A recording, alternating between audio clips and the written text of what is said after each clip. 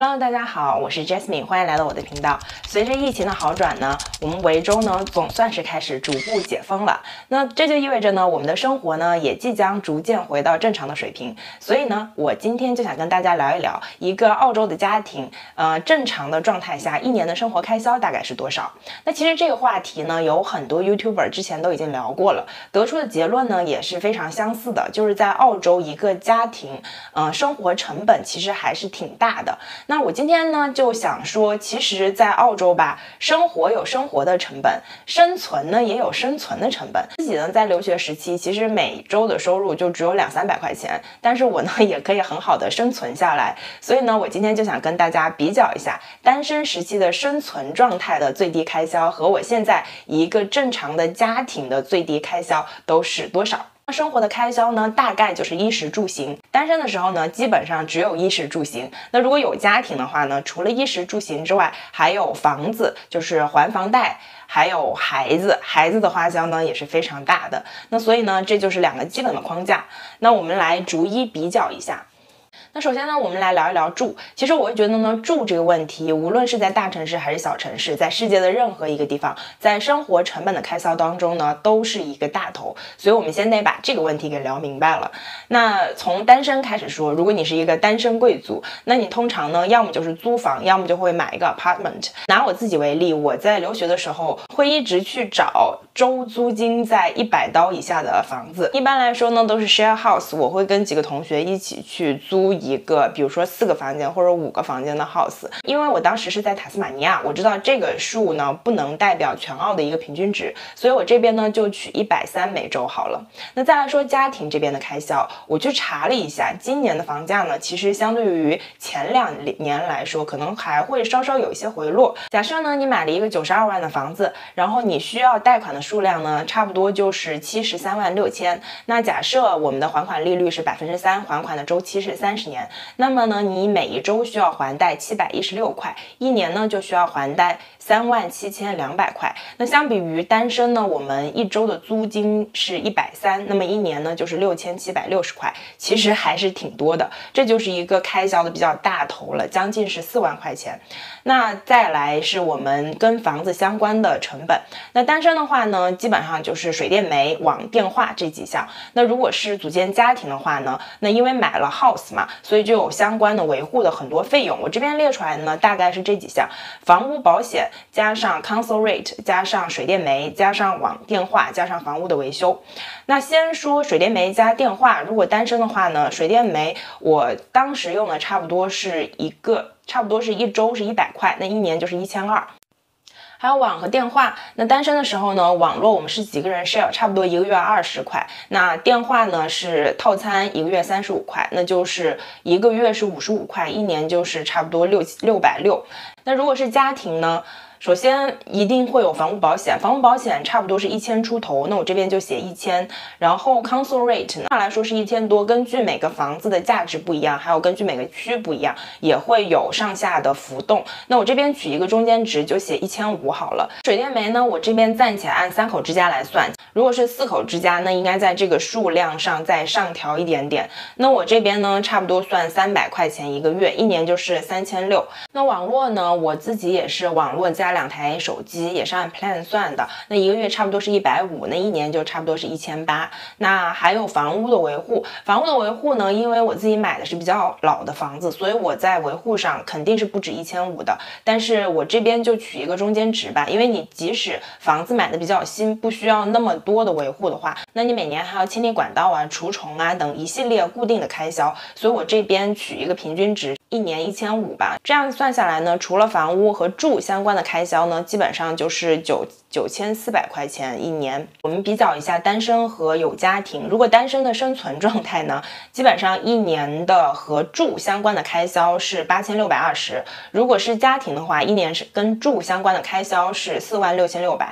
那说完住呢，我们就来讲一下衣和食。在这方面呢，我的留学时期是花的比较节省的，基本上1周100刀是够的。那这100刀呢，就包括我平常的基础的用品，就比如说洗发水、沐浴露啊、厕纸啊、基础的这个护肤品啊，全部都包含在内。那有的人就会说了，那衣怎么办呢？我那个时候呢，有2刀的衣服，我都不会买5刀的衣服，真的是活得比较的抠抠搜搜的。所以我这边说的呢是一个生存的状态。那我这样1周100刀呢，1年5200刀就是够了。那家庭的话呢，我这边就以3口之家比较节俭的方式为例，1周我们差不多会花掉300刀。那我这边写的是400刀。那因为会有一些不得不在外面吃饭的时候，比如说你偶尔会跟同事朋友聚一聚，偶尔会一家3口去外面吃一个兰州拉面、米粉啥的，基本上都要一顿要花掉40-50刀。这边呢1周是400刀，那1年就是20800刀。那说完衣食住呢，这边就要聊一聊行了。那在出行方面呢，我会觉得澳洲的公共交通跟国内比起来是非常非常的不发达的，所以在澳洲呢，人手1辆车基本上就是标配了。不同的是呢，留学时期我买的车会相对便宜一些，现在呢我买的车也不贵，会相对正常一些。这一块呢也是分为以下几个部分的开销，首先是注册的费用，这个是逃不掉的，然后是保险，然后是车的维修费用、汽油费。我这边写了一个折旧，因为我会觉得很多人在算出行这一块的时候，它车本身的损耗没有算在当中，我觉得是不对的。比如说你买一个车花了5万块，那这辆车开了10年，那你每一年在这辆车上的消耗就是5000块，这一部分是必须要算在当中的。那接下来呢，就是过路费、车贷和偶尔的罚单。那这一部分呢，因为我这边说的是一个基础开销嘛，所以我自己过路费其实是不多的，那我这边就忽略不计了。我自己是没有车贷的，因为我只买二手车，只买便宜的车。那罚单这一块呢，我自己很久没有收到过罚单了，因为本人比较穷嘛，所以对于这一块我会非常非常的注意。那我这边写的是基础的开销，所以这一块呢我也忽略不计了。所以我们就来比较一下，那注册费用呢，每一个州可能有一些不一样。那维州这边呢，差不多是860一年，那加上保险的费用，我留学的时候买的只是第三方保险，因为那个车非常便宜，撞烂了就直接报废，但是我不能说要赔别人的车，所以我买的是第三方保险。那维护的费用呢，平时剐蹭了什么的我都不会去管，那除非是这辆车抛锚了我才会去维护一下，所以我每年呢写的是600块。然后汽油的费用呢，这个是逃不掉的，那基本上我算的1周是40块。那为什么这么算呢？一般加满1箱油呢是70-80块钱，可以开2周，所以1周呢就差不多算40。然后1年呢，你可能有4周的年假，然后有2周是 public holiday， 所以这个也不算的话，那大致呢就是算46周。那所以呢，油费呢，单身的时候差不多是1840。那有的人开的里程数比较少的，可以少算一些。那折旧的话呢，我当时买的车是1800一台的，你没有听错，就是1800一台车。这个车呢在路上是随时可以报废的，所以我通常会花100-200块钱买一个道路救援的保险。你们不要学我，安全第一，因为我当时呢只是为了生存，所以我会做这样的一个选择。那所以我单身的时候呢，基本上在行上的花销就是4100。那我知道有的朋友他可能不会开车，那么他就是坐火车。坐火车的话呢，一天是9块钱，1周是45块，1年下来呢，如果是按46周算，那就是2070块，那会比这个有车会更少一些的。但是大家也知道，没有车的话，比如说你去超市买个东西啊，真的是非常非常的不方便的。那再来说家庭这一块呢，所有的这些费用加起来差不多是12050，那就是12000的样子。那说完衣食住行呢，我们就要说到最重点的一块，就是有家庭之后呢，有了孩子之后，花销呢跟单身的时候呢也是完全不一样的。那到底多多少呢？取决于你家吞金兽的数量。那我这边呢，因为我的孩子是没有到学龄的，所以呢，我会把他送到日托。那日托这一块呢，对于我来说也是一个比较大的花销了。那我也问了学龄后的孩子的家长，那他们给我的反馈呢，也是虽然是孩子读的是公校，那在学校方面呢，花销没有那么大了。但是这边的小孩呢，3点之后就放学了，那所以每一天的各种的补习班，包括周末的各种补习班，偶尔的生日 party 啊什么的，都是挺花钱的。其实花的钱呢，跟学龄前上日托的这些钱是差不多的。那我自己呢，大概的数据是这个样子的，我每2周交到日托那边的钱差不多是500多，那1年下来呢，我算了一下是13500。那还有孩子的衣服用品、玩具鞋这些，那我自己在这一块呢也是花的比较节省的，能二手就二手。除了非常急需的东西我会在这一边买之外呢，那很多不是特别急需的，比如说孩子的衣服鞋呀，我都会每年分2次从淘宝买，然后海运寄过来，因为这样的话呢，就是会相对比较省钱，性价比比较高。那这一块的花销呢，也是基础花销，是必不可少的，因为你自己可能是5年、10年都穿同一件衣服，但是你的孩子不可以，他每一年都在长的，每一个年龄段适应的绘本、需要的玩具都是不一样的，所以这些呢，必须是每年每半年你就要重新买的。那我这边呢，就是人民币加澳币折算过来，我1年就算是1500澳币吧。基本上1年一个孩子固定的基础开销呢，在15000左右。那如果是2个孩子呢，就是3万；3个孩子呢，就是45000，以此类推。所以现在呢，我们就可以把之前算的这些数据呢，全部都汇总一下。如果是单身的话呢，我们按照一个生存标准的话，有车那就是17920，那就差不多18000的样子。如果是没有车，那就是15890，那差不多是15000、16000的样子。其实就真的没有特别多。单身的时候嘛，就是生活成本你可以无限缩紧。如果说这个星期没有钱了，你完全可以买2打泡面、1盒鸡蛋、1罐奶，就可以过1个星期了。有的是更省钱的一些小技巧，但是你到有了家庭之后呢，你就会觉得，哎呀，再苦不能苦孩子，所以这部分钱呢，真的是完全省不下来的。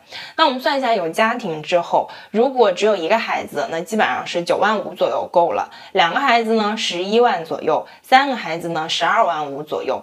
其实这边呢，我们可以大致的看一下，就是这几块大的开销。首先是房贷，房贷差不多1年有4万块，然后跟房相关的开销就是水电煤啊、City Council 费啊这些，差不多是1年1万块。然后是车的开销，差不多是1年1万出点头。然后是衣和行的开销，差不多是1年2万左右。完了是孩子的开销，一个孩子1年差不多是15000的样子。所以呢，你这里基本上就可以确定你想要什么样的生活，你需要有多少税后的收入。那我这里呢，再把税后的收入翻译成税前的收入给你看一看。如果是2个人一起赚钱的话，其实我觉得也不用太紧张焦虑。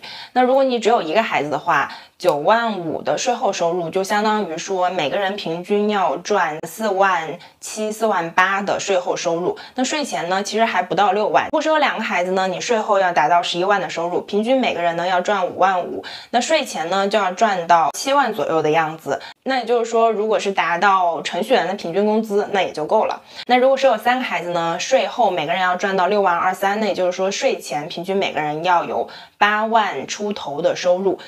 那其实也算还好，可是如果是一个家庭只有1个人工作要养活一大家子的话，那相对压力会大一点点。那这个时候呢，如果是有1个孩子，你的年收入要到13万2。那如果是有2个孩子呢，你的年收入要到15万多，将近16万。如果是有3个孩子呢，你的年收入要到18万出头。那其实这个呢，我放的还是20年到21年的这个财年的这个税务的情况。因为大家知道，因为疫情的原因呢，澳洲政府其实对于这个税务还是有一定程度的减免的。那如果是在普通的年月呢，这个数字要再往上提一些。好啦，那通过上面的数据呢，你们也可以看到了，在澳洲呢，其实生存下来并不难的。我也不会觉得说经济困难的时候就一定过得不好。实际上呢，我在留学期间还是有非常多的美好回忆的。我们也会出去旅游，就是几个人一起开车，当天去当天回，还会拍很多好看的照片。然后我们也会有节日的仪式感。那节日呢，我们就会几个人一起打火锅，然后匀下来每个人也就是20-30块。就比如像中秋节呀，我们买不起月饼，还会去买材料，然后自己来做月饼。那其实生活呢还是挺丰富挺美好的。但是在澳洲如果要建立家庭，并且有一个比较 OK 的生活质量的话呢，那你就需要通过自身的努力去赚更多的钱啦。那这个呢，其实也很简单，就是你希望有一个怎么样的生活质量，那你就去赚相应的收入就可以了。我也觉得，只要你的欲望和你的收入水平是始终保持一致的，那你的生活呢，还是挺幸福的。视频前的你们生活成本都是多少呢？也欢迎你们在视频的下方给我留言。喜欢这期视频的话呢，欢迎帮我点赞转发，还有别忘了关注我，点击旁边的小铃铛，这样就不会错过我后面的视频啦。今天就到这里啦，我们下期再见，拜拜。从前有个人关注了我，后来他发财了。